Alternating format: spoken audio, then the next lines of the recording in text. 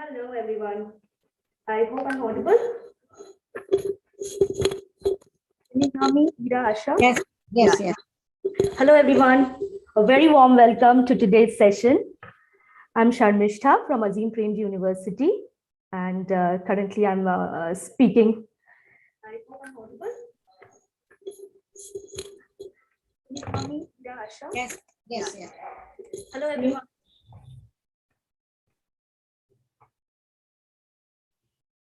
Yeah. So I'm speaking from Bangalore, and thank you for joining us in today's session.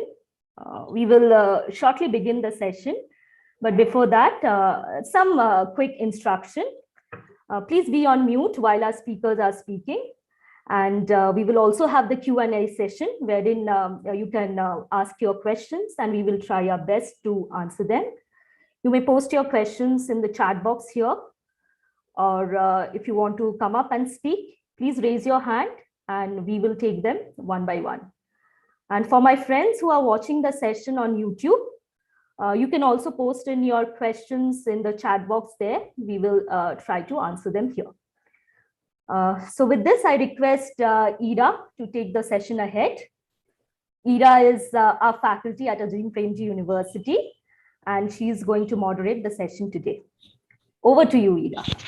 Thank you so much, Ta.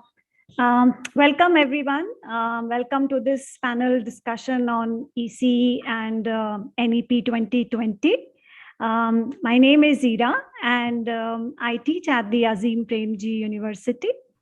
I take courses in child development in an MA education program. In my previous work, I was involved in developing educational content for young children across multiple media platforms. So I welcome you all to this panel.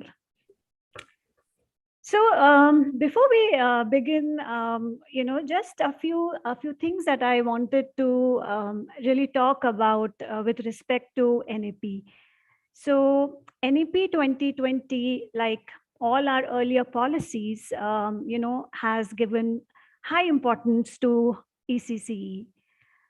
But what really makes it unique is that for the first time, ECCE has been given an equal footing as primary education. And this is something really incredible, something that has been possible after years of efforts and advocacy. Also, NEP recognizes, as we all know, that it recognizes ECCE as a continuous period from birth to 8 years. And we recently, and some of you would have already read it, we recently got the National Curriculum Framework for the foundational stage that was proposed in the NEP 2020. So now we have a national level document that reflects an integrated curriculum, right, for children from 3 to 8 years. And as you know, this includes the 3 years of preschool as well as the 2 years of primary grade 1 and grade 2. And also really want to acknowledge that some of us may already be doing this. We really must be thinking about children, their developing needs across the entire continuum. But now with this document and this policy, we all need to systematically put in our effort so that the developmental and the needs of children in that continuum are met. So that's something, a task for all of us, and it's a really big task for us to do, and a lot of groundwork needs to be done. Some is already there, it's existing, but a lot also needs to be done. So with that context in mind, today's webinar is we're really going to focus on the kind of changes that we need to make in our curriculum and our pedagogy, so that we can meet the goals of NEP 2020. We will also briefly talk about the role of teachers in providing an enabling environment for our children, and what kind of support and professional development the teachers need in order to kind of achieve this mammoth task. So with all of this in mind, I would like to introduce our speakers for the day. Please like to warmly welcome Dr. Asha Singh. Ma'am, yes. So Dr. Asha Singh is an early childhood education specialist. She is the visiting faculty at School of Education, Azim Premji University, and a reader at Lady Irwin College, Delhi. She's deeply interested in arts and education and has promoted theater as one of the pedagogical approaches in teaching.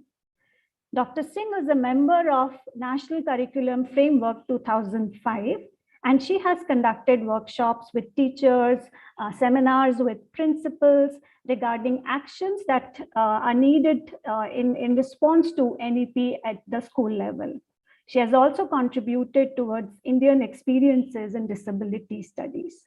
Warm welcome, Asha ma'am. Thank you so much. Okay, our next speaker for the day is Dr. Jigisha Shastri. Jigisha Shastri is an early childhood care and education specialist with a career span of 40 years, which includes teaching and research at MS University, Baroda. She has worked extensively with both private and government sectors in curriculum development, capacity building of teachers and teacher trainers. She was selected by the World Forum Foundation as a global leader from India for the year 2009-10. Dr. Jigisha Shastri is also a visiting faculty at the Azim Premji University, and she has worked extensively with the Azim Premji Foundation to establish its ECCE work at the grassroots levels. Warm welcome, Jigisha. Thank you, Ira. Okay, our next speaker for the day is Dr. Shipra Suneja. She is assistant professor at Azim Premji University. She teaches courses in child development and early childhood education in the MA education program. Currently, she is working towards developing a contextualized curriculum in ECE in collaboration with Government of Nagaland.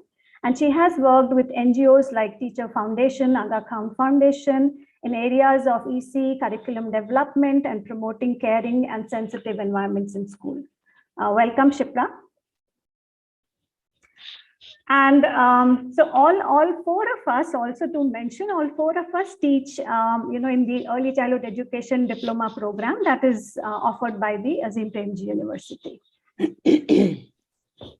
Okay, so we begin the discussion, and one question that really comes to my mind now after this NCF at the foundational stage, the continuum that we are talking about. So Asha ma'am, what kind of curriculum do you imagine for the foundation stage? What do you think will be the children's role in the curriculum? Your thoughts about that? Yeah, good afternoon to all the listeners. Just as Ira laid the stage, I will come to the curriculum. Let me start with the children are curious beings. They look around, they're making meaning. And this very early childhood stage is the time to, kind of respond to children. So we have to provide a responsive environment. So we have a structure in terms of curriculum, but it's very important to also be having our ears open to how children learn, what are the children talking about, what are the questions they are asking, and in turn we have to promote.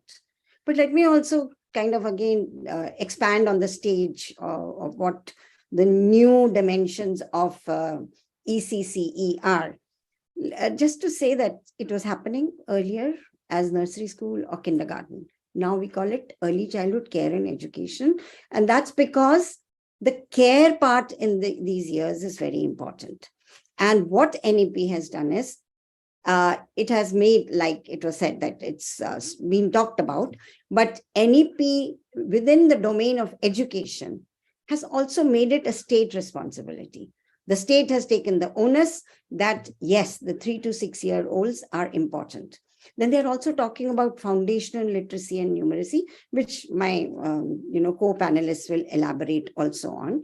But we are in a literate environment. So when the children come to as 3-year-olds, what are the kind of things that they will be exposed to? What is the, so somewhat of a print-rich environment, somewhat of, because there's sensory, antennae are very up. So what do we talk about? What do we, kind of elaborate?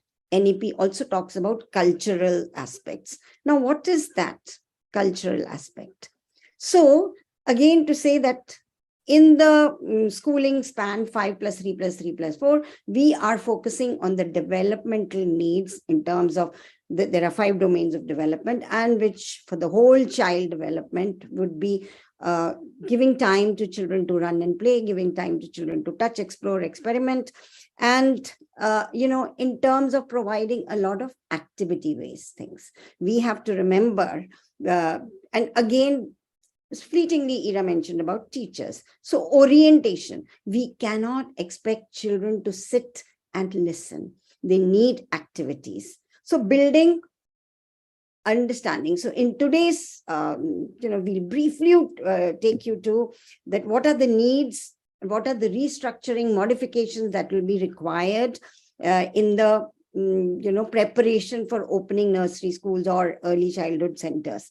Building understanding of early childhood, that 3 to 6-year-olds cannot sit and listen. Their attention span is limited. So give them things to do with the hand, things to touch, things to listen.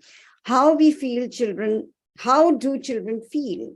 Children, for example, don't know that, this bottle is Ira's. If they like the bottle, they'll snatch it.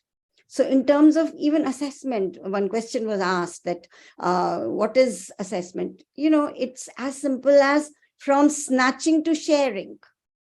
That would be, so, these are, we'll have to modify our ways. 10 out of 10 or 8 out of 10 at this stage doesn't mean a thing. So assessment also has to be done at a different level. So that's, what the child, how the child has progressed in assessment will be, can he sit for some sit-down activities? Now, I'm not saying that we will, one of the aims would be. So, so that is an assessment also. Now the child sits down and plays with puzzles. So I'm also giving you, we'll talk about the holistic child, the cultural, etc. So I'm giving you certain concrete things so that, our mind is focused to listen to the other panelists. Let's reflect on what to teach. That was how Ira started. What is the curriculum? So pedagogy, what are children's needs? Are we just going to start telling them about the developments in science? Of course, common sense tells us no. So we move from the familiar to the, so perhaps, what are the plants you see? What did you do yesterday? What did you eat? These can become, and then you lead them on to more curricular structures. One very important thing, that is cultural aspects. How do we fit in the child? Because when a child listens to stories, the social context comes in. And that social context, songs, something the child may have heard. We needn't only talk about English rhyme, Jack and Jill went up the hill. What is the rhyme that the child knows? I mean, of course, teaching English rhymes, I'm not saying throw them out of the window, because that's another thing. Multilingualism is very important, and it's being focused. The child's home language. So maybe what the child listens at home. So that makes the child emotionally secure. The child feels it's not a, where I have to take a bag and take a bottle of water and sit quietly. It becomes a friendly place. And so recognition of the children's social context enhances their comfort level. And happy children are curious to learn and listen. So over to you, Ira, back. Wow, you talked about so many things, Asha ma'am, and very interestingly, you talked about the cultural aspects into curriculum and the child's own role in shaping, her curriculum. Very interesting, something that we should talk about and develop on as we move along. You did actually also kind of touched upon briefly about, the modifications we need to do as educators, as administrators, to ensure that, we are taking in the principles of NEP and putting it into practice. So on that note, I want to kind of ask Jigisha. So Jigisha, what could be some ways in which teachers, school administrators, teacher educators, how can they take on these principles, guidelines from NEP? How can they translate it into the curriculum, into their pedagogy? What aspects do they need to keep in mind as we are kind of reading those documents and thinking about our own context? So over to you on that. So good afternoon, everyone. I think before I directly go to answering Ira's question, I feel that all of us have to change our mindset a little bit, change like our gears, we happen to be, and I'm sure we are represented here also, happen to be in India having a wide range of schools. Starting from schools which are very traditional in their orientation, teaching reading, writing, math from day one, which is great also, to very open schools with for people who are familiar with the developmentally appropriate radio kind of programs, activity-based programs. But all of us, whether we belong to this end of the curriculum or that or in between, I think we all need to make a little attitudinal shift while we are looking at NEP. What is it that is different that NEP is suggesting? And what are those changes that we will try and create within our schools, within our systems? And for that, I think what we all need to do is, as I'm saying, create a mental change, mental shift in our understanding. For that to happen, we need to understand when NEP is saying that you need to have a curriculum which is child-centered, which is going to be inquiry-based, promoting experiential learning, play way, etc., etc. How will we design this? What will we keep in mind? And one of the major things, and research all over, all good programs that have been working all over, have given us enough indication and also personal experiences for some of us who actually actively worked with young children, that when we look at children's development, when we think about what are children like, when we understand that, what are children like? What are they like at different ages and stages of development?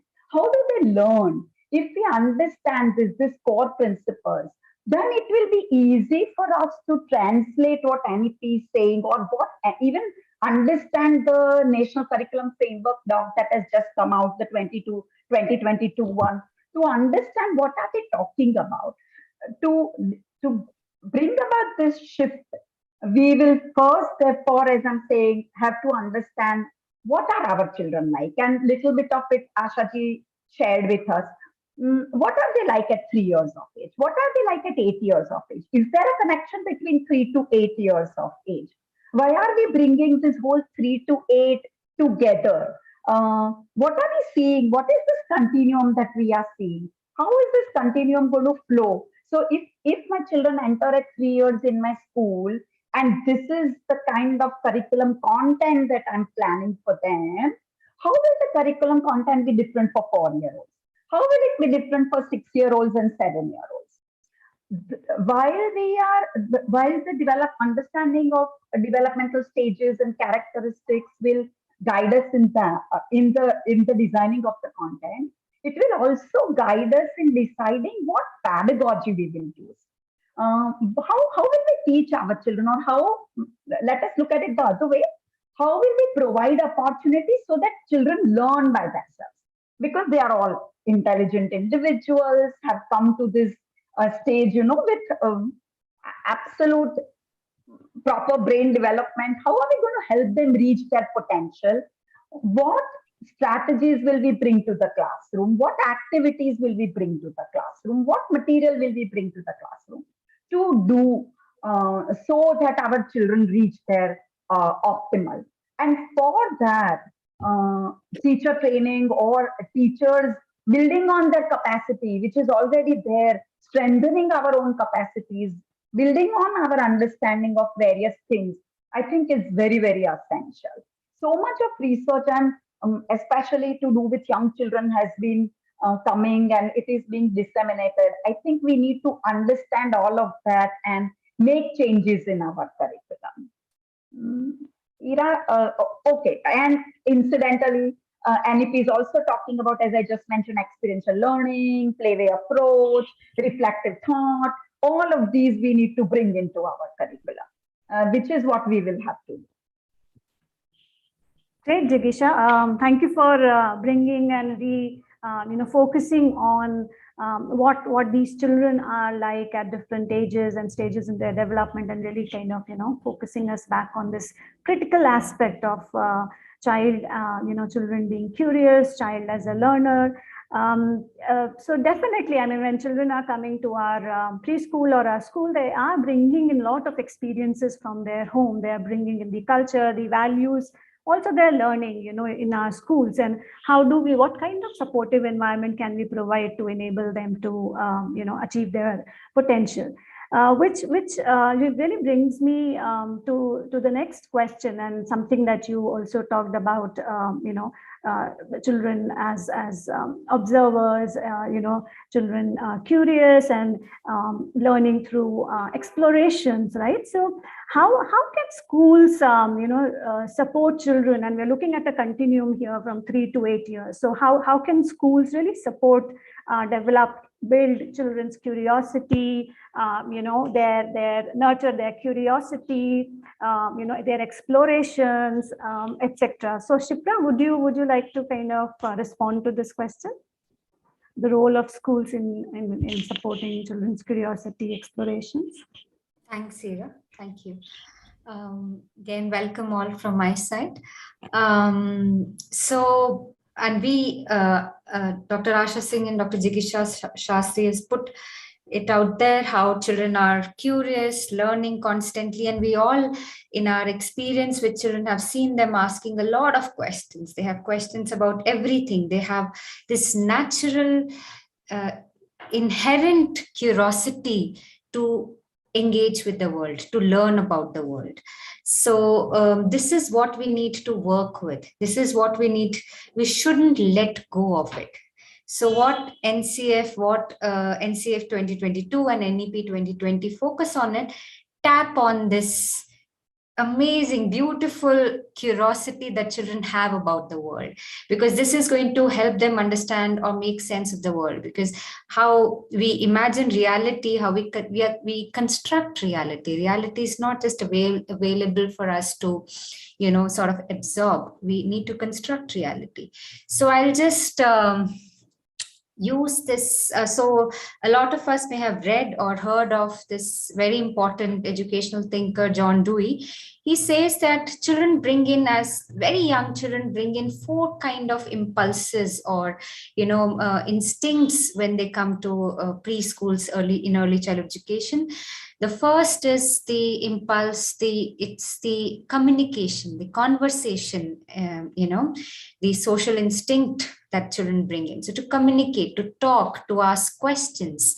The second is the constructive impulse, to construct things. Children have this keen interest on putting things together, mixing things, breaking things, making blocks.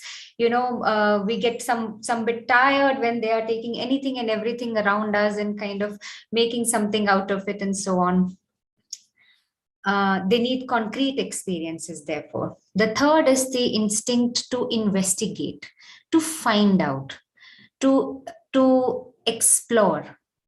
And therefore, the questions there are a lot of why questions. Why is this? Why is that? Why is this road going there? Or how did you make this?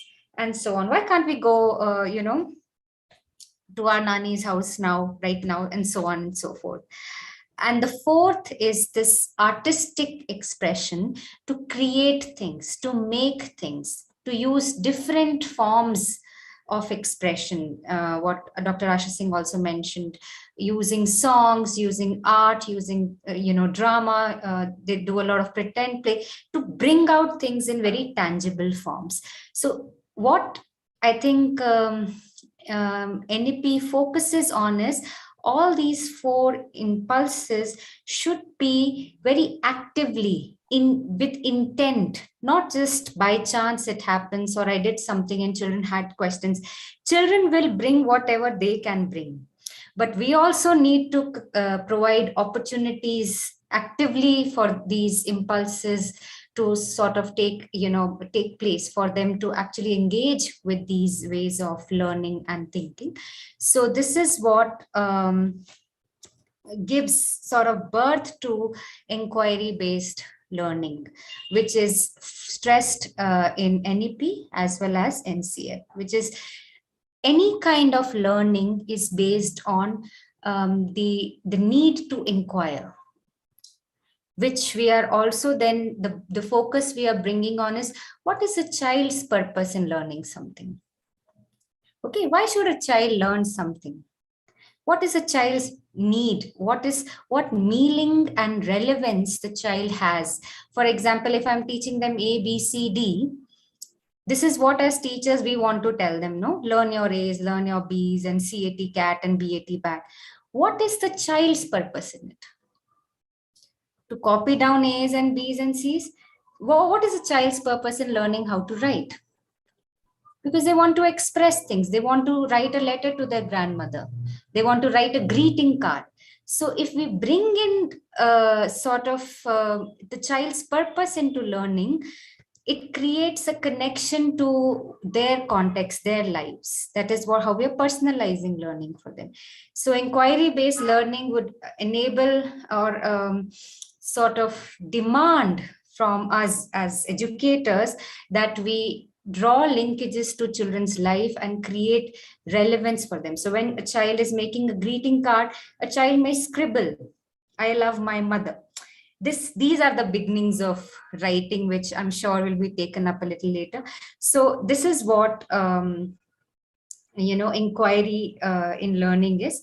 The other aspect is for children to engage hands-on with things. To engage with material. See, materials in our early childhood settings, they ask for inquiry. I mean, they're sitting there waiting for children to, inquire about it. So as teachers, all we have to do is let that be. When we actively stop them from doing it, then is when, problem is created. So there's clay, there is paper, there is stones, there is leaves in the environment. So when we say, for example, teach children soft and hard, some things are soft and some things are hard, we often bring unrelated things and say, okay, which are soft, touch and feel. Now, if the experience is to be made relevant to the child is talking about trees and all, and picks up leaves and say, oh, this is a soft leaf, this is a hard leaf. So they immediately are able to make connections. Instead of making learning unrelated, we make it relevant to the child and connected to their previous experiences. So another point is in inquiry-based learning, in exploration, children already come with learning, already come with a sense of how they construct the world. We need to acknowledge that. It is very important to acknowledge what children know. And how do we do that? We listen to children, right?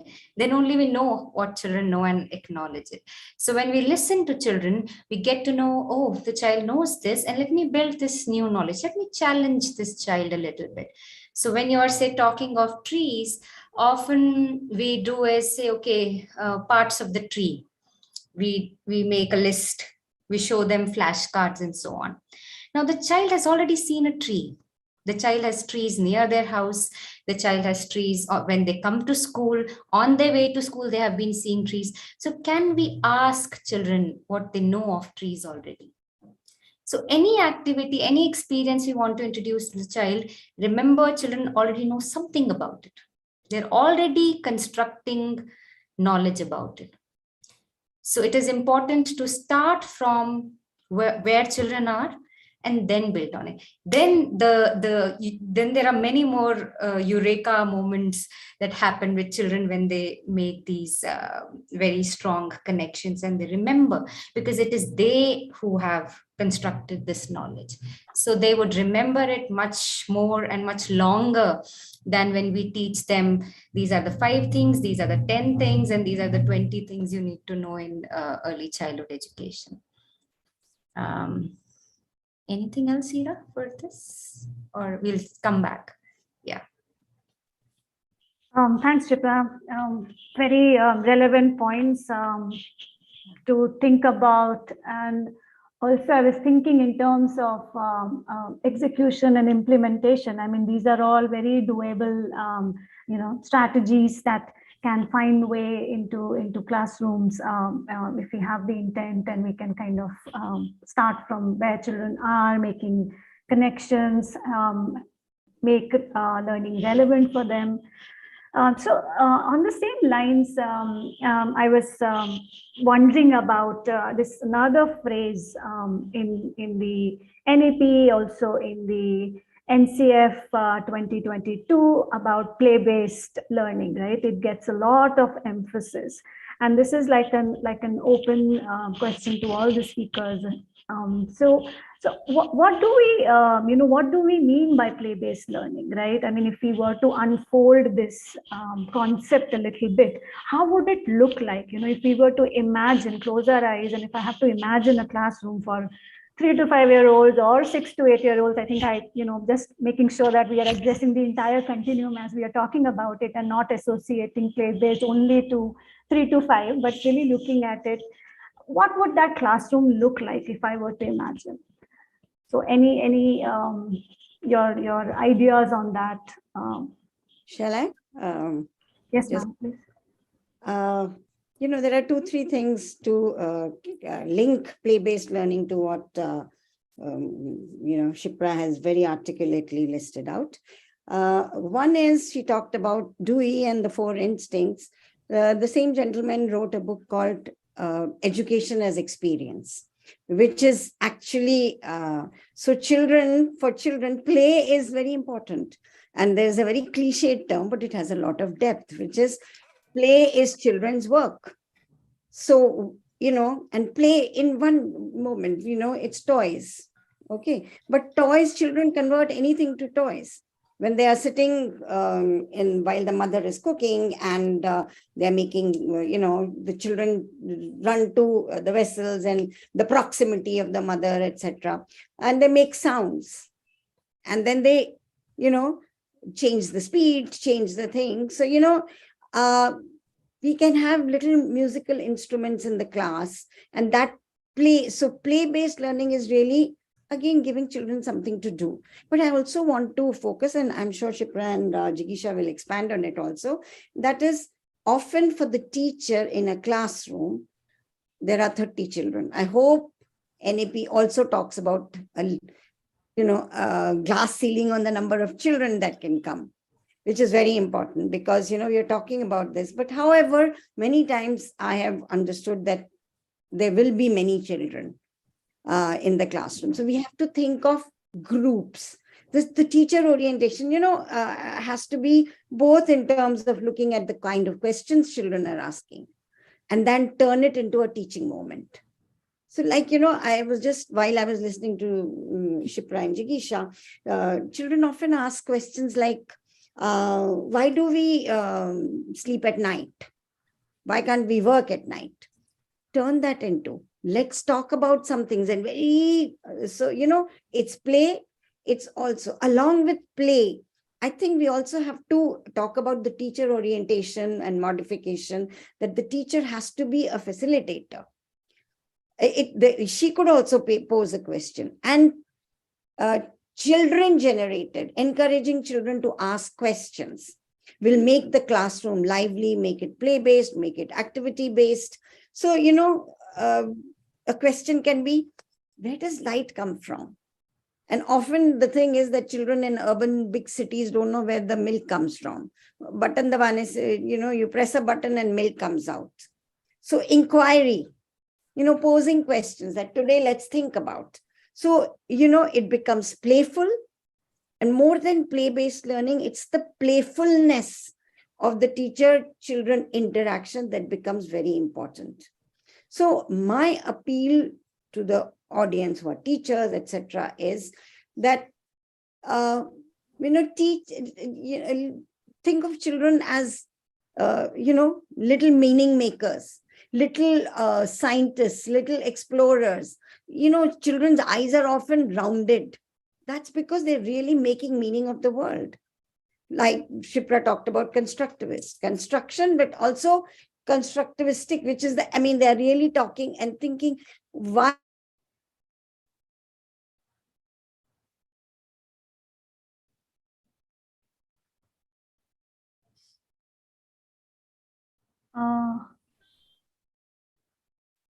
I think the connection is lost.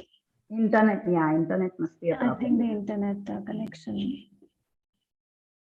We'll wait for a couple of seconds. I'm sure she'll be joining in back. So just meanwhile, when Shipra was talking and when Ashaji also elaborated, what I was thinking of was practically, therefore, for schools, going away a little bit from a syllabus kind of a curriculum. This is the content and we need to finish this content. We will follow X publisher and X books to be completed in this particular time. I think when we open it up a little bit, when we think about the child, the examples both that Shipra and Ashaji gave were such everyday life examples, to be using those opportunities to help our children do something, a classroom, and when especially playway or those words, when they come to my mind, I think about classes. And frankly, my own class, when I used to work actively with young children, preschoolers, kindergartners, where there is sound, multiple sounds of children conversing, talking to each other, negotiations, fights also a little bit, activities happening, movement within classrooms. Not always possible when there are large numbers, but at least conversation is possible. Activities are possible when children are sitting together on benches, at least the front and the back, meaning two benches together, 4 to 6 children doing something together. Those are the kind of sites that I can think of when I'm thinking of play-based curriculum or play-based pedagogy that we are talking about. Not just children sitting and copying from books or copying from board and keeping silent. None of us learn by not sharing with each other, right? I mean, even today, we all, the team that is presenting in front of all of you, we all interact with each other so much to make sense of what we are going to share with our adult students, etc. I mean, that's how we learn, and children also learn that way. Absolutely, Jigisha. So, yeah, I mean, if the moment one closes their eyes and think of such classrooms, it's not a classroom where there is silence, right? There is a lot of sound, laughter, there is movement, etc. So one can definitely think of the sounds, the visually what it looks like, hearing wise what you hear, etc. Shipra, do you want to add on to that? Yeah, I was just thinking about it. Recently, I was in a preschool, and the teacher asks me that we are trying a lot of play-based pedagogy, and but there is a lot of noise in the class, and sometimes the teacher find it very difficult to handle. And parents also complain that children should be learning how to sit quietly, and you're teaching them noise. They're in any case making noise. So what's the whole point of it? And I was wondering to myself, what is this noise all about? Chaos all about? Let's break this word chaos in a preschool setting and try and understand what is this chaos about and what is troubling us as teachers or us as parents. What about noise or chaos is troubling us? So what is chaos in a preschool environment? Conversations where children are wondering about the sky and the trees, and how if I add more water, I can't hold the clay in my hand, it falls through my fingers. So, and then there is running and jumping and laughter, there is hitting and crying, there is sound of material being placed on top of one another, falling, putting together. There is this new ideas that are coming up and children are excited to share. So break this word chaos for yourself and see how fertile the space is, creative this space of chaos is, and why should not we be interested in it? I think it's the most fertile space to have. And I guess what troubles us is that we need to control it. As people who feel should teach children discipline, we sometimes think every form of discipline has to come from our control. We need to control how children do things, what children do. Can we take a back seat and say, okay, let me see what children are doing and how can I enable that learning to happen instead of controlling that learning? So how Jigisha began her discussion, let's kind of make that switch in our minds. So there are a lot of these words that we use. Can we use them differently now? Can we make that switch with this noise also and say, it is not for me to control the way children work. It is for me to understand what they do when they make noise and how do we enable that. So, another word is when we talk about pedagogy, we say, okay, this is what I have to teach them. These are my goals. These are my learning outcomes have been given to me. Syllabus has been given to me. I have to teach them. Children are not wondering what kind of syllabus we learn. They're wondering about the world. So for us, pedagogy is not just about what to teach children. It is also about what are the moments that are teachable for children. So what we call teachable moments. Okay. On where is that occasion when I can sort of help children, support children in their learning. So they are playing and they are making they're playing with sand and or clay and all, and they're mixing things. So at that moment you may ask, okay, what will happen if you'll add more water? Okay, so the child is already ready to learn further about this nature of that material. Okay, while playing, or the child is already asking question, why is the ant climbing the wall? Ants to live on ground. Why are ants? Instead of saying, I mean, that's not part of the syllabus today, or just giving the answer, they sometimes like to climb. We love to just brush off children's question like that. That's an interesting question. Let's kind of explore why ants climb walls. So it becomes a moment of inquiry. So inquiry or play-based learning is not something that is completely planned by the teacher. It is what it comes with, in interaction with children. Okay, so for which we need to keep our ears and eyes open and let children explore. So play-based is also not to always structure play. Okay, play-based, like Dr. Asha Singh was saying, it is the playfulness of things. Children would find everything playful, no? They would jump, joy, they would jump, play, sort of get into a situation, get out of the situation. There is a quality of playfulness. It's like they have to do a task, but when we adults do a task, we say, okay, we have to do this, you have to finish this and all. For children, they create this little excess elbow room, where they can take a task and sing along. Often you would have seen when children are doing something and something little more, difficult, they'll speak to themselves. They'll constantly have a dialogue with themselves, or they'll sing. Okay, if they have learned a rhyme and they are constructing, they're also singing that rhyme, or saying, first I'll do this, then I'll do this. All these actions enable children to learn. It may add to your chaos or noise, but it is helping children learn. So this is what, when we say playfulness, it is this extra elbow room that children are creating to sort of, find their ways to learn. Yeah. Thank you, Shipra. Ira, and just to add that, and this is for all participants, that it is not as unplanned, if that is the idea that we are giving.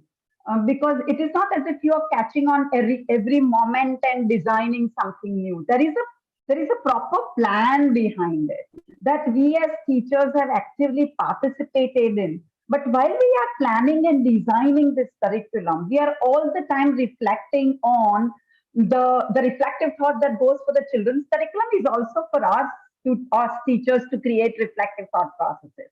So we have thought of what has gone into, we've thought of what conversations we heard yesterday, week back, and then we are putting them in proper form to provide these opportunities.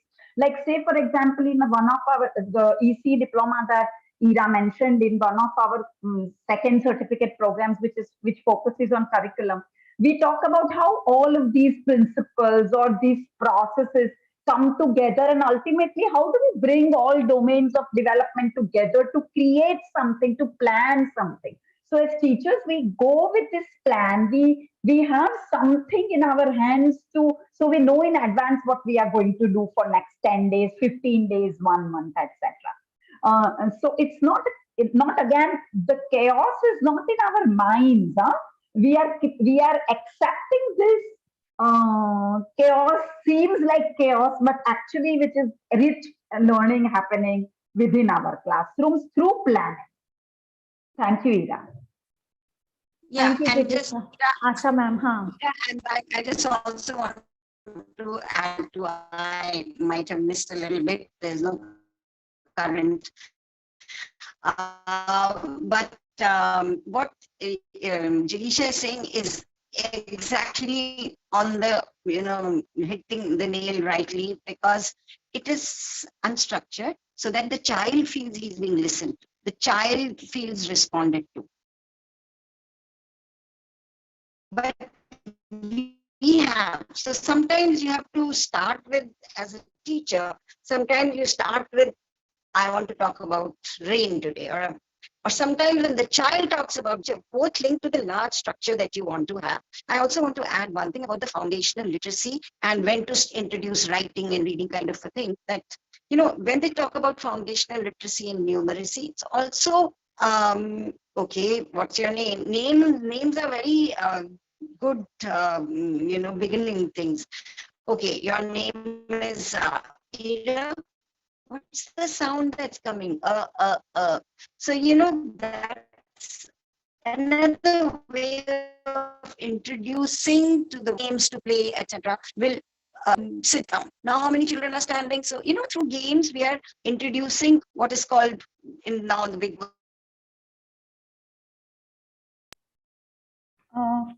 Ma'am, you are on mute. Asha ji, you're on mute. And in case you're facing bandwidth issue, Asha ji, request you to turn off your video if that helps.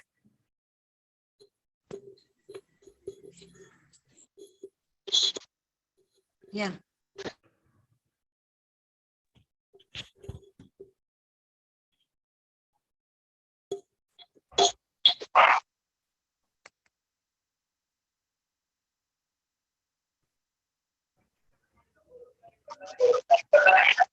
Ma'am, do you want to turn off your video? Okay. Sorry about that. Oh, shit. I think now it should be better. Okay. Yeah. Sorry.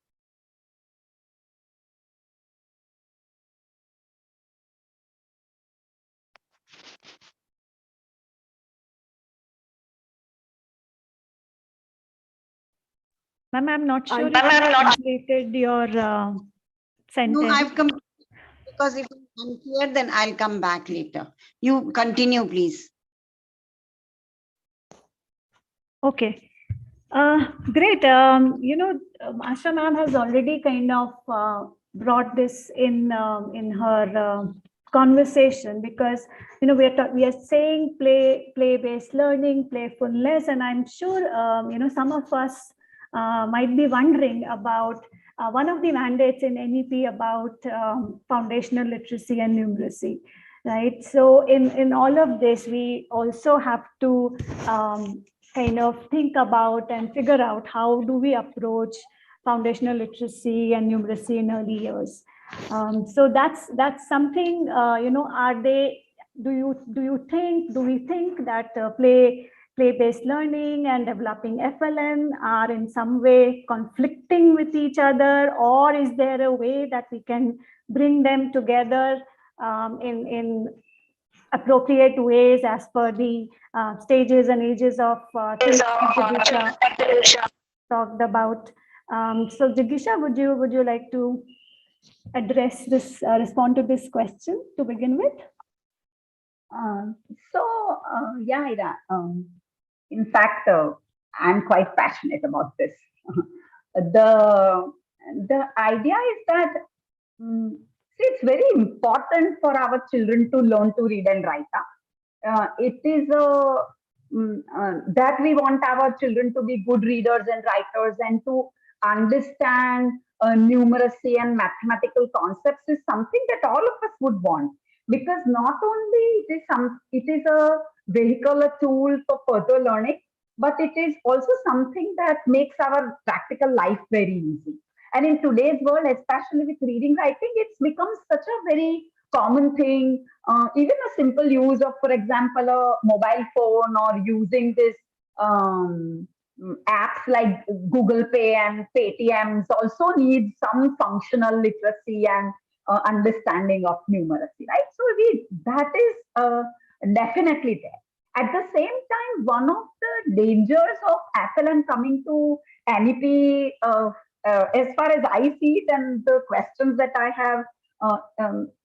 have been asked in other forums, is this whole concern that, so therefore, are we emphasizing that our 3 to 5 year olds should start learning to read and write alphabets and numbers? Because all these years, as early childhood educators, we have been saying, please don't pressurize your children into reading, writing of alphabets and writing numbers, do something else. And here NEPs are coming and telling us that please create a foundational literacy and numeracy base for our children. Now, one thing we need to remember is that the education policy is telling us that by third grade, our children should become fluent readers and writers, and should be able to master basic computational skills associated with early math like addition, subtraction, of course, counting, number recognition, addition, subtraction, etc., etc. So we have to be very clear that we need to be doing a lot of other things in this first 5 years to create a stage that by third grade, our children will become fluent readers and writers, and will develop base computational skills. So what should we be doing? I think Shipra mentioned it also a little bit, Ashaji also mentioned, and we've been talking about it on and off also as examples, is that reading, writing, or math for that matter just doesn't consist of learning those very specific skills, identification of A, associating A with sound A. This is number one. Number one means one object, one cell phone. It is just not that, or counting 1, 2. It is something else. It begins with understanding why reading and writing, why numeracy. So, when our 3 year olds enter our schools in that first year, are we able to help our children understand and see meaning of reading, writing, and numeracy in our day-to-day lives? Are we able to help our children understand that the wonderful stories that the teacher is saying and the grandmother is saying, or the mother and father are telling at home, come from these books where things are written? So these very interesting things are coming from the books, and those books have been written by someone. This is the print. Are we able to make sense, help our children make sense of that? Or are we able to help our children understand that what they speak can be written? So when we do conversations with our children, do we write this down? The next day, do we read, Ira, yesterday you gave this response. Shipra, day before you said this. Oh, and it starts making sense to them. They see the connection between this print that the teacher has created or is showing to them to what they spoke something the other day, the day before. So functionality of all of this is very important to understand. Playing simple games. We are talking about inquiry and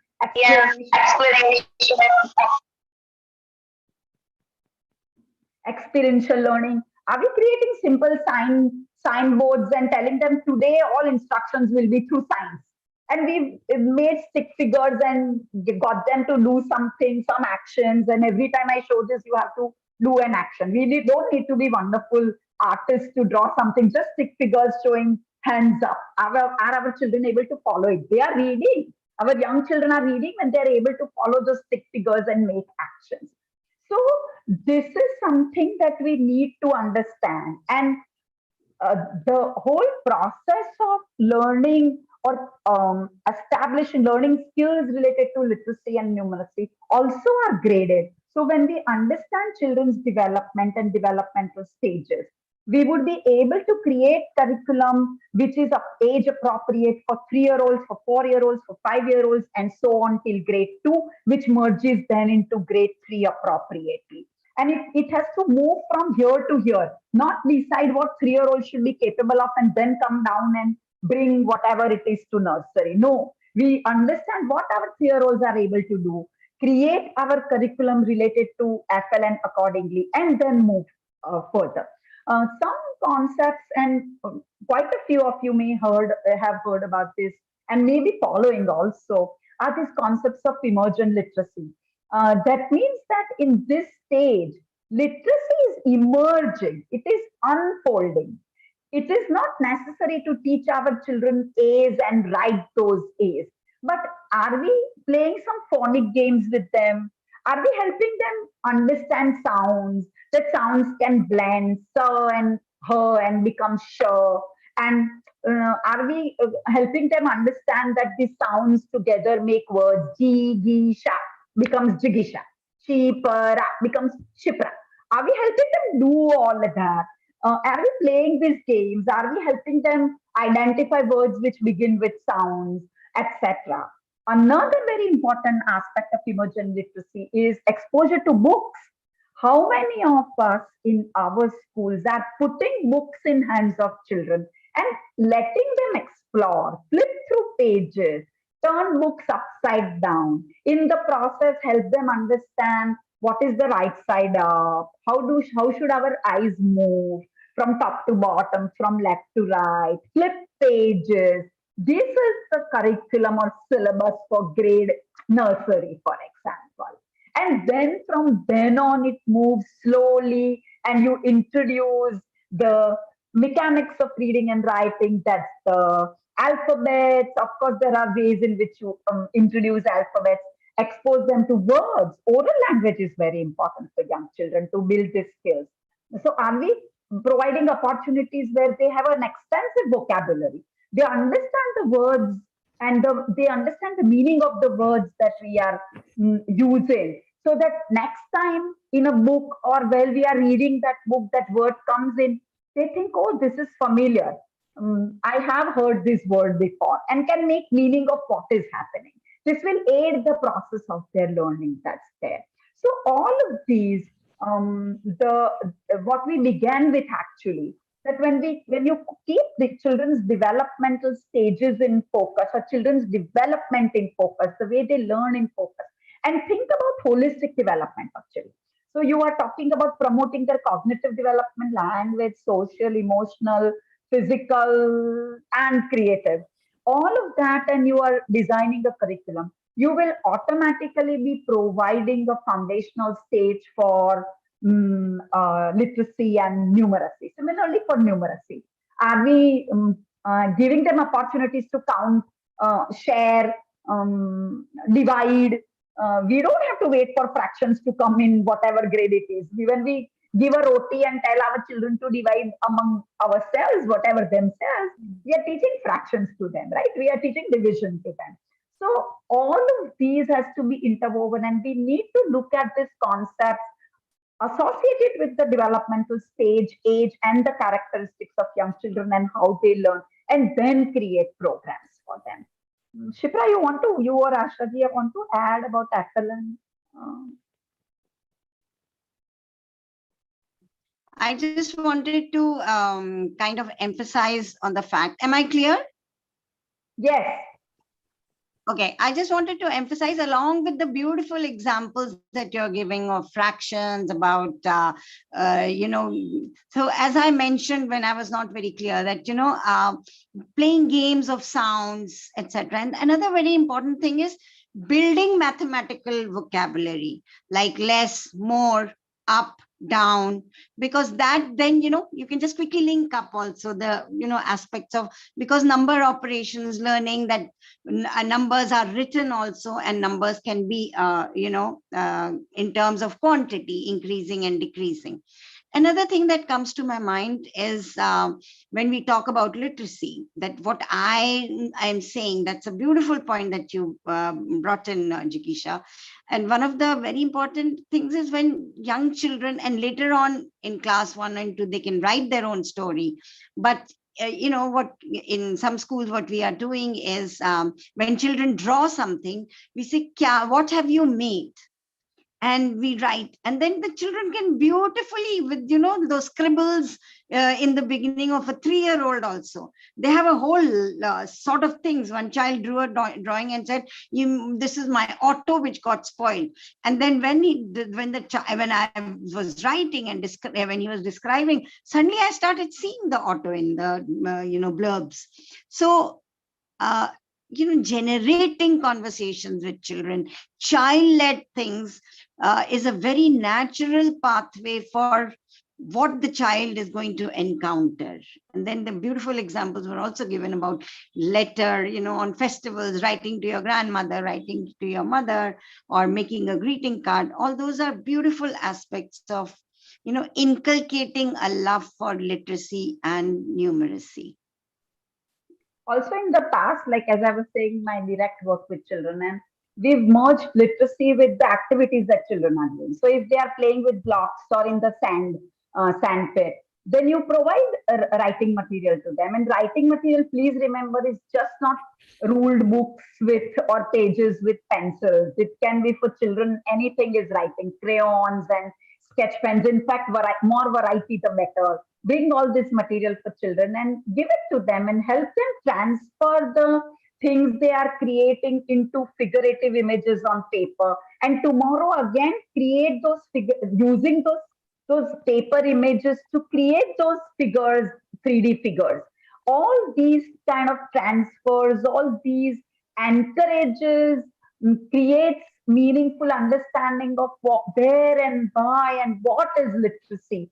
Same as Ashaji said about numeracy. So when you're in a day-to-day life, when they are buying and going to the market, playing that, using currency, using stones, all of these provides more understanding of or creates this foundational conceptual understanding that we want to create. Of course, in the process, at the right stage, as we see the children, as their scribbles take a turn, as they take a specific turn, we slowly introduce alphabets and numbers, the actual alphabets and numbers, help them associate it with sounds, help create word walls in your classrooms, give pictures and words to match, and so on and so forth. Use rebus stories. I mean, there are so many things that we can be doing and talking about it. There's But so many ideas, so many examples. I mean, if I were to make a note of these, I would have a couple of pages already filled with these strategies.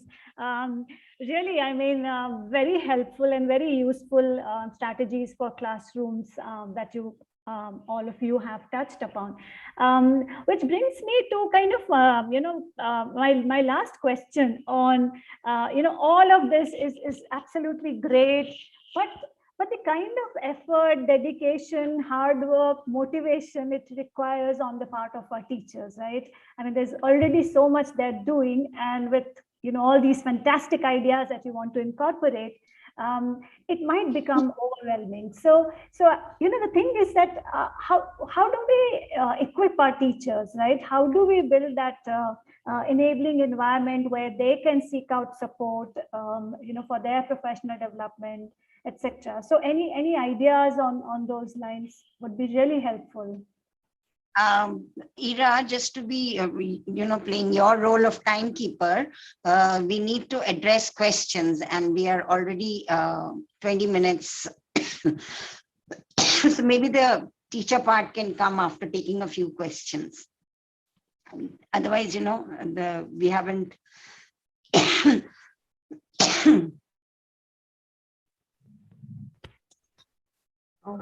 So, Ira, do you want me to, unmute the speaker? I mean, a participant who has raised her hand, Ashika. So, shall I ask her to? Yes, we can then kind of go ahead with the questions. Okay, we go ahead with few questions, and then again we go back to the discussion. Okay, yeah. So, Ashika, I see you raising your hand. You can just go ahead and ask your question. Thank you so much. Thank you for this lovely opportunity to be engaging with a lot of stalwarts here and a lot of learning. Thank you so much for that. I represent Association for Promoting Social Action in Bangalore, and one of our projects is an early intervention center and a daycare center for children between the ages of 3 to 6. We have 6 centers in Bangalore and situated within the community of marginalized population. We are implementing the NEP program to and in spirit and literally as well. But our 2 big challenges are, one, parents are our biggest challenge more than teachers, because what parents come and tell us is that while you do all this play way, child-centered methods, we have to then put our children back into a conventional school. Schools demand that our children need to be learning how to write even before they read. So how do we negotiate with that? That is one aspect of the question. The other aspect is the insistence on learning all letters, all numbers, and the expectation that the schools have with regard to children. So when we are, as you rightly pointed out, early intervention is more to do with development that has to be in conjunction with literacy and numeracy. But what the expectation on the ground, where 70% of schools are expecting these children to come in knowing writing more than reading. So how do we engage with this? Thank you. Yeah. Jigisha, you want to take it or? Nah, again. The thing is that this is can you hear? This is a very old, kind of parental demand that my children should learn. Well, what is this games that you're playing? So we have to deal with it. Remember, as educational setting, you're also educating, some part of society. Some parents will also say that you're making them do too much writing or too much homework. So, society is like that. And this is a evergreen, let me use the word, challenge that parents pose, that I'm sending my child to learn to speak English, where the child is not supposed to, not exposed to any English at home. So, these are some challenges that will come, and you'll have to have dialogues with the parents. And the other question that you raised about that reading and the schools are expecting, those have to slowly change. That's why the emphasis on, early education in NEP. Some things change quite fast.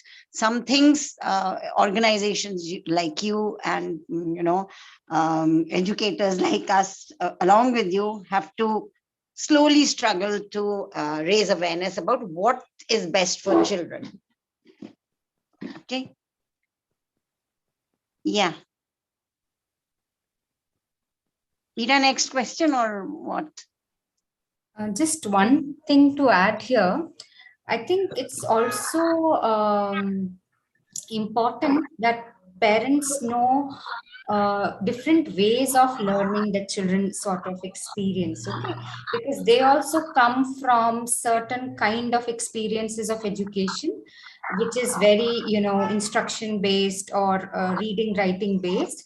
And they also see how, the world around them, majority of systems are working like this. So it's unless parents know, you can't say no, this is not good, and then leave parents like that. So parents also need to see how an alternative way of working with children, learning, engaging with children would work. So can we open our doors to these parents and say, okay, not just come for parent teacher meetings, come and watch children, work with children, in can we do so, unless I have played myself with things, with material, I wouldn't know how children learn through material. So can we have opportunities for parents to come and play with material, do things that children do, let them experience learning. If we want children to have experience based learning, why can't we have it with parents as well? Instead of just telling parents that, okay, this is good, I need to feel it, I need to experience that. So can we enable parents to come to these spaces and join? So when parents look at that, it becomes real. That learning, that understanding becomes real, and not just what this teacher is telling me how parents to come to these spaces.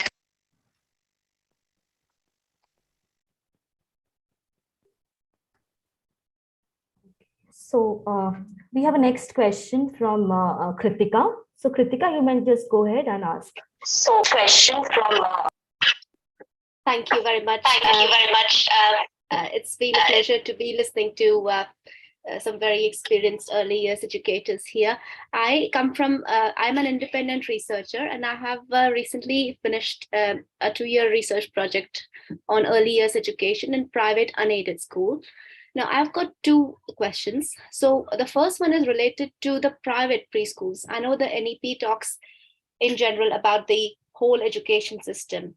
And my research, I found that over 65% of preschool children are catered by private preschools, which comprise of only 35% of the total recognized schools. So what can be done? So clearly, the NEP cannot be fully implemented without taking the private sector along. So what can be done to on that side to make sure that the private sector is alongside the public sector in implementing the NEP? The other question is related to the teachers' training. Now we understand that there are numerous ways, like you all experts mentioned, about how to engage the children at this early age. However, the teachers are not really trained for inquiry-based learning and teaching. So also, we understand that the society considers teaching early years as kind of a derogatory role, and therefore that has an impact on the teachers' motivation, low salary, things like that. And also CPDs are largely missing from schools. So how can the teachers be trained in a way so that they can actually tackle the early years in a way that you're suggesting? Thank you.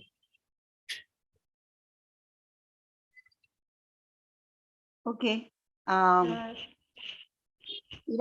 about teacher training, there are now good programs existing. We should be encouraging our teachers to join these programs, which will strengthen their understanding about development learning, teach them also practical skills of implementing. We all did mention our own diploma, and there are other kind of programs. It's a dual mode online diploma, but there are lots of other programs also all over the country like those. You could be encouraging your teachers to join them and understand this systematically and learn. And I think not only schools who want to do changes, and people will have to ultimately, whether private or public, these changes will have to come because it's a mandate. People will have to make it mandatory for the teachers to pick up this kind of courses and go through it and understand. Only then will the changes come through. So teacher training is something that's very, very important. We should be selecting programs where the programs are able to provide a strong theoretical foundation, together with also giving them ideas about practically how to carry all of these on field. So that is something that's we will. Right, ma'am. Do you consider B.Ed as a qualification, as an ideal qualification for early years, or is that they should be having some other specialized training in early years?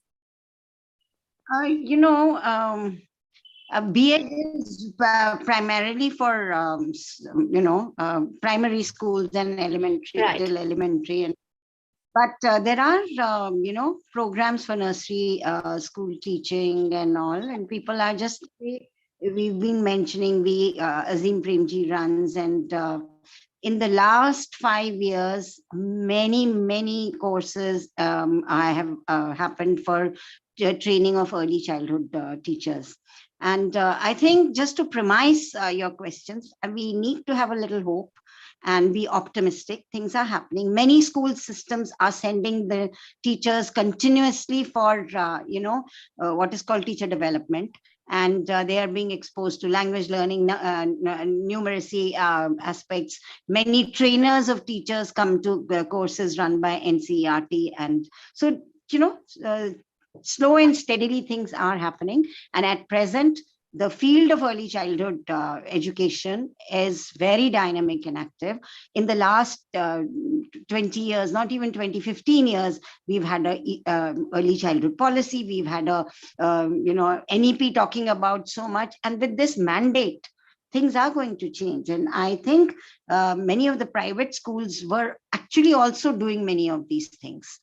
And with all the interventions of Pratham and other organizations, it is happening that children are getting developmentally appropriate practices. Great, thank you, ma'am. And I think, school systems, preschool systems management, so besides teacher development, teacher training, also need to be very actively participating in making this imagination of early childhood education that has been envisaged in the NEP come true. So working with the structures under which we work. Okay, so how timetabling is done. Now, it's for older children, we have these slots of subject related classes or periods that we have. Now, this doesn't work with young children, because it's not like children would just focus on something for 10 minutes and move on to something else. If they're really focused, and if some activity or experience is very purposeful for them, they take longer and they participate, move out, come back. And it is also, the learning is much more integrated in that sense and not very subject based. So from management, from administration point of view, can we reimagine these structures within our schools? I mean, we need to reimagine, in fact, these structures if we look at NEP and NCF.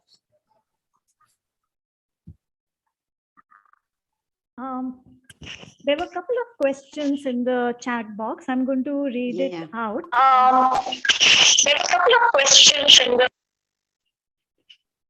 So the first question, there are two questions that I'll read, and the speakers may just respond to those. Is there any role of playfulness and play-based learning in school readiness? That's the first question. The other is, how can we relate the urban and rural child, because both of them have different facilities, and so I assume mean infrastructures and resources available. So these are the two questions. So playfulness and play-based in school readiness, of course, if the child feels happy and participatory and, the experience are appealing, engaging, the child's comprehension is also impacted. And it is, what is school readiness? But school readiness cannot be the only objective. It happens along with what the child's current needs are and what they are. So in that sense, yes, of course, playfulness and all contribute to school readiness, because school is then coming in the as being painted and imagined and experienced as a safe space where things happen. So that is, I see that they are linked. And yeah, what was the next question? The context of urban and rural child are different.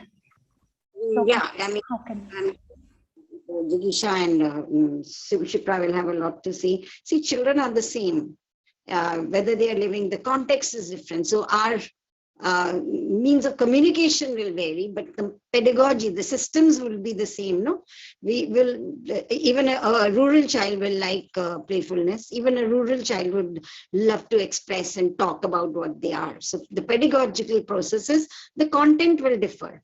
In principle, the curriculum will also be kind of, learning about different things would be somewhat universal. The moment I say that, it has to be the way it's transacted that will have to be different. Jigisha and Shipra, maybe you want to add to it. Actually, frankly, all of us know, right, that children are individual and different. And they bring this individuality and differences and, of course, commonalities to classrooms.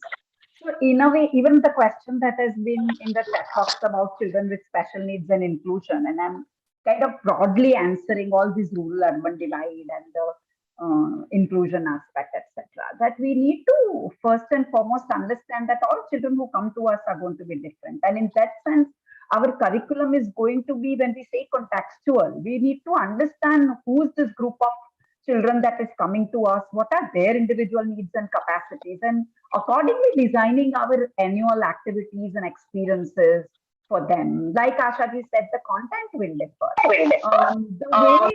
But the way the content is transacted will be the same. But the experiences per se will differ, because if my village is right next to a river bed, I will be able to take my children to the river and do a lot of water activities, which in a very center of a urban space, I won't be able to do, but there I may be able to give them exposure to different kinds of transportation or vehicles, which my rural child would not be going through. But the underlying processes that go into this content of learning, of helping in your mind differentiate things, associate, classify, categorize, learn vocabulary, build relationships, both personal, interpersonal, and relationships between processes and things.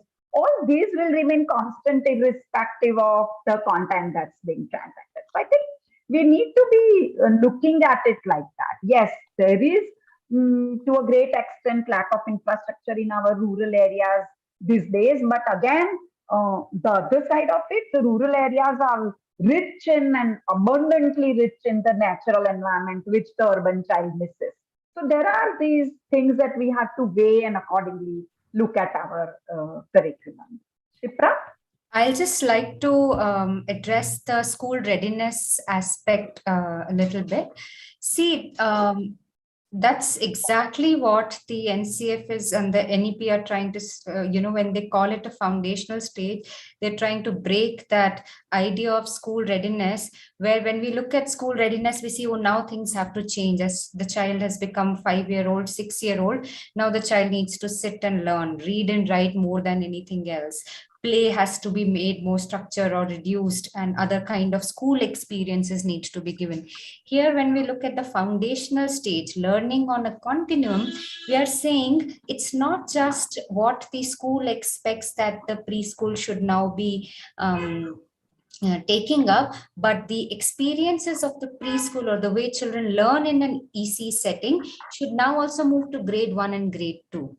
So in that sense, school readiness is not some other direction we take. It is to continue to build experiences of inquiry, play, use these and importance of or the relevance of experiences for children, meaningfulness into grade 1 and grade 2.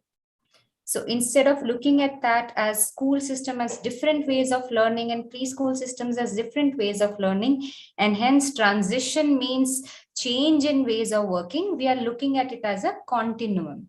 So early primary grades are able to sort of take on these pedagogical processes.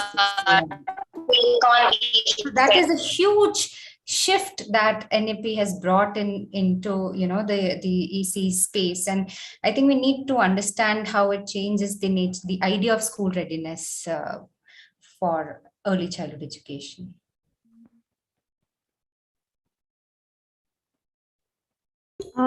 We have a couple of more questions as in hands raised. We'll take them, and because we are also kind of coming towards the end of our scheduled time. So I think there are 2 hands. So Sharmishta, we'll take those. Yeah. So Dhatatriya, if you could just put in your question. Hi everyone. So I'm very happy to interact all of you. It's very good session. So my question is regarding. So normally I am also if it is in an e-learning platform, I think this question already raised. I think how we can make this as experiential learning, because in e-learning platform normally the children were more or like passive. That is not active based learning, but still at the same time, can we make any kind of changes in e-learning platforms and make it more engaging and more active for the FLN purpose? Because government schools also preferring, they are also adapting for the e-learning platforms. Some of the states are adapting for the FLN. So in that case, so what are the better ideas we can able to incorporate in e-learning platform? So you are mentioned many of the activities, playfulness. So how can we incorporate some of these ideas into it? Is any thoughts, something like? So, though e-learning has become the norm of the day, and it definitely brings the world to the child, I personally will, I think, and most of us here will endorse it, that we personally feel that nothing compensates for the first-hand experience that the child gets. So, if you are part of those decision-making bodies, please ensure that your children get as much as possible of first-hand experience where they are able to satisfy their curiosity, feel things, see things visually in front of their eyes, smell things, taste things, listen to birds chirping and each other's voices, etc. Having said that, we should, if we are designing programs for our children, they should be interactive programs, definitely. Programs where the children will be able to answer something, do something, and the teacher will have to play a very important role as a mediator and a facilitator, so that there is an interaction with the visuals and the audio, or the rather the audio visual content that's coming. There should be activities interwoven with those programs which teachers can do in classrooms, following those programs or prior to those programs. Activities that we can suggest to parents when we are all talking about how parents are not able to understand. Let's start involving parents. Let us send activities that they can do at home. Parents love their children, but they don't know what to do. And one of the easiest thing they can therefore do is give them books and slates and pens and ask them to copy things. Whether the parents, poor thing, can read and read or not, or write or not, they want their children to do something, and that's produced. Once we start sending them ideas, I'm sure they will be able to pick up so much more and think of so many more ideas. I think all of these we need to do while we are creating e-learning platforms. Asha ji, Shipra, Ira. I mean, No, I think, yeah, go ahead, Shipra. No, sorry, I was just saying the entire life is there to e-learn. Let children, engage with the actual concrete things and learn. Yeah. Totally endorse that, Shipra, that entire life is there to be with computers, but it can be used off and on. Again, it's like literacy and numeracy in the sense that the screen has come to stay. So it can be supplemented, because too much, as the pediatricians say, not more than 1 hour of screen time for 3 to 4-year-old children. So it can be supplement, say half an hour or 1 hour in a week. But the thing is, again, that the content should not be, focused on a certain kind of population only, because the content, the images have to be, relating to children in different areas. So, just use it very judiciously. That is our collective, you must have got it by now, that is our collective view on this. It can't be that only,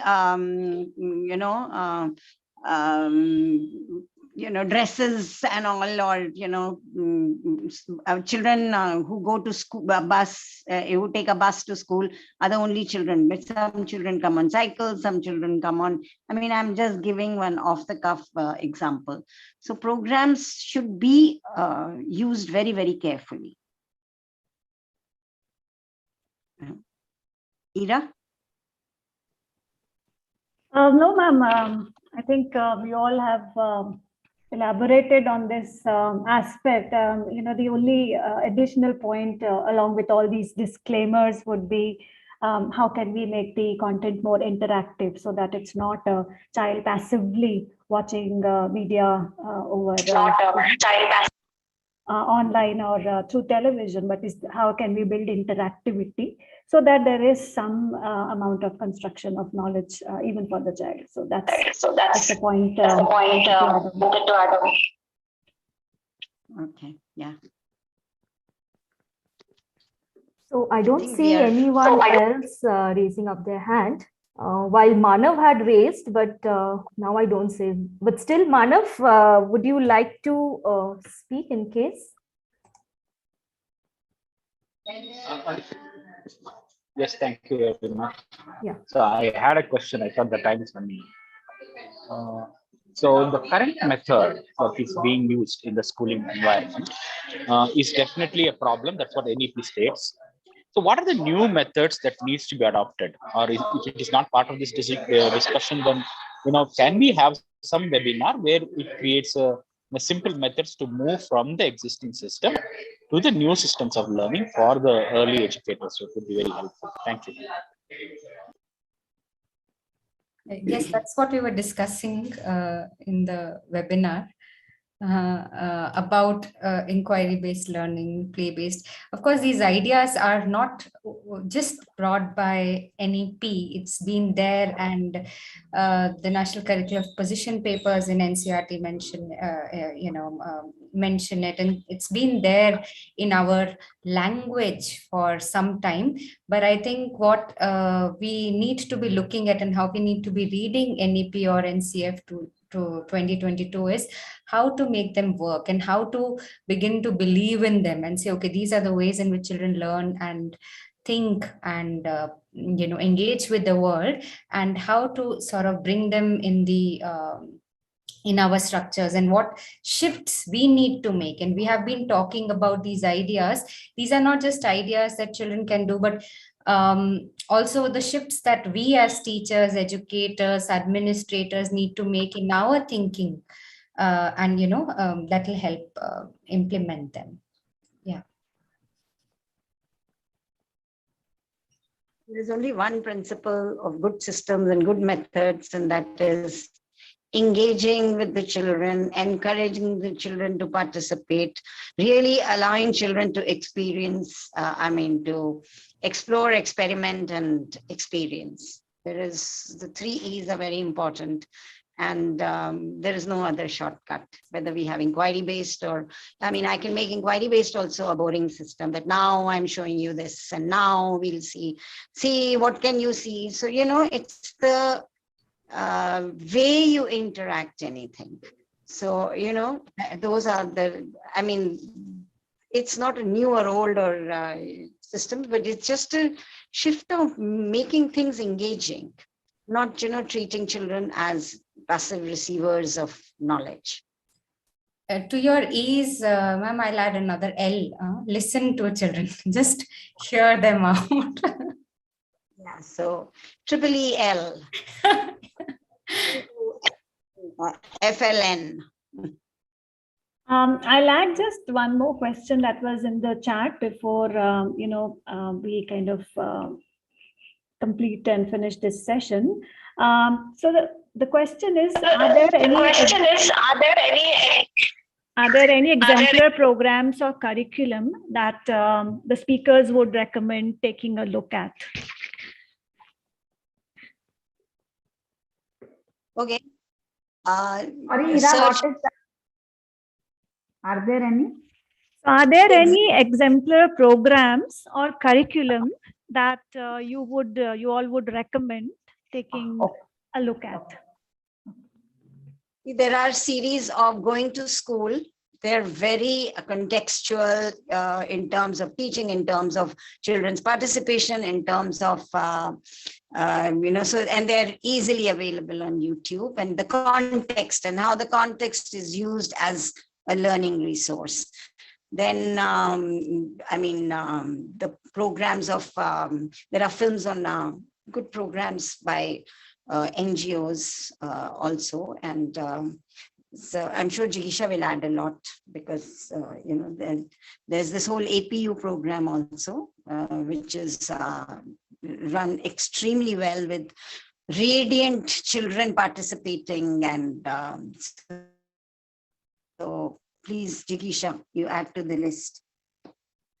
So for example, Ashaji just gave examples of online views on field actual experiences. She just mentioned the work of Azim Premji Foundation, which is going on in a lot of districts, but it began in the Sangareddy district of Telangana, and it is being implemented with Anganwadi workers. Most of you who have an idea about ICDS system know the kind of training they come with. So now you can go visit them, of course, contact the team, visit the places, and you will be able to see the curriculum, the way it is being transacted by the teachers. The teacher training programs are also very enriching and will teach you a lot of things. You will be able to gain a lot of ideas from that. So that is one. There are lab schools in Delhi, Lady Owen, MS University, Baroda. You could be visiting them. The Mirambika school in Delhi or the Dakshinamurti school in Bhavnagar and there are many more actually. I am Muktangani in Mumbai. So many schools who are doing different things differently, and I'm just saying which would come at the tip of my tongue. But there are so many people now, fortunately, NGOs working with groups of schools or single schools doing and wonderful work. All of it developmentally appropriate.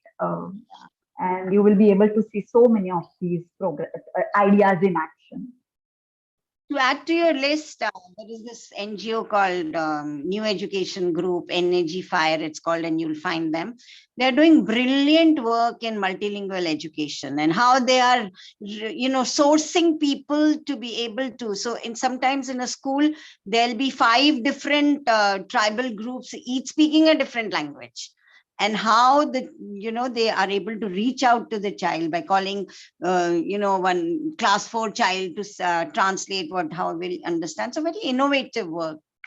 And especially in, just places where the resources are limited, people really, necessity becomes the mother of invention. The way this mobile crashes has also evolved a program and now over 40 years, and they are really functioning well. So you can visit, you can see films on them, you can, so there are a whole horde of good things happening. As I said, the field of ECC is really dynamic and things are happening. I want to Frankly, we have not done justice by just naming these few programs. There are, wherever you are in whichever place in the country, please hunt a little bit and you will come across this either small or larger NGOs or other education bodies engaged in this different kind of programs or programs which are developmentally appropriate for young children. Again, we are talking about 3 to whatever age group, or not necessarily only preschool programs for early primary grades and later grades, etc. Yeah, so just in the interest of time, I think we have to close the session, but we have one last question from Reena. Probably we'll take her question and then end the session. Okay. Reena, please go ahead with your question. I think she's still on mute. Yeah, she has to unmute herself. I've given the permission. Reena, are you there? I don't think so. I don't think so. Yeah. Mm. Okay. So I think it's that time of the day where we officially close this session. And I would like to thank our speakers for taking out this time, sharing so many insights, their experiences, practical ideas, and definitely a great learning experience for me, for all of us, I'm sure. They have covered many important points and given suggestions. Like, we know the time was limited, so that's all one could achieve in this time. But we also offer a diploma in early childhood education, and where we kind of deep dive into a lot of these aspects and further elaborate on these aspects. So yeah, with that in mind, just wanted to kind of say, would like to thank all of you for taking out this time, being here with us, not only on this Zoom platform, but also those who are watching us live on YouTube. So thank you so much. Some things may seem doable, some things may seem little difficult right now, but we all come with a common purpose, a common vision in mind, and so we continue to kind of go from here. We have this optimism, we have this belief, and let's continue to have that. Let's continue to engage with each other, collaborate and support each other in whatever ways to achieve this larger vision that we have in mind. Thank you so much and have a good evening. And please do share. I'm sure a lot of you are doing work creatively and, looking at children as active participants. So do share your ways of working and engaging with children in whatever way, you are able to. Thank you. Thank you so much. Thank you. Thank you to all the participants who have joined us, and definitely our speakers for all the learnings that we got through the session. Thank you so much. And just to all the participants, we will shortly share the YouTube link in case you have joined the session late, or in case you would like to pass it to your colleagues or friends. We will shortly share with you the link. Thank you once again. All right. Okay. Bye, Bye. everyone. Bye. Bye. Thank you so much.